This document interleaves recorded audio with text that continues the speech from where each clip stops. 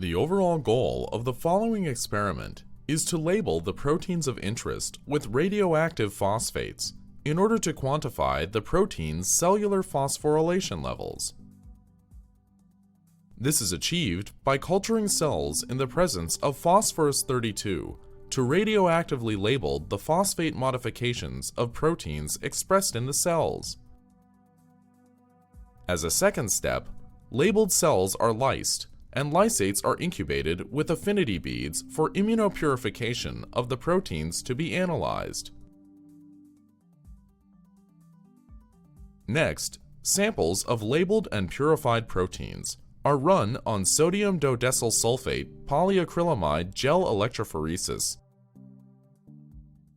and blotted to polyvinylidene fluoride membranes in order to detect radioactive phosphate incorporation and protein levels.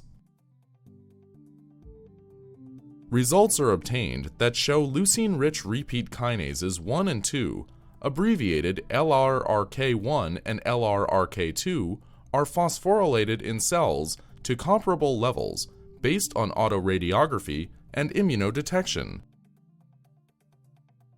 A main advantage of the metabolic labeling technique compared to other techniques, such as phosphoimmunoblotting, are that this technique allows the determination of total cellular phosphorylation levels of proteins, including for proteins for which no phosphoantibodies are available.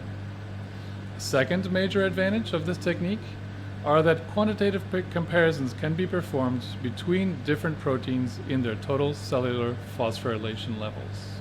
Demonstrating the procedure will be Fangye, a technician from our laboratory.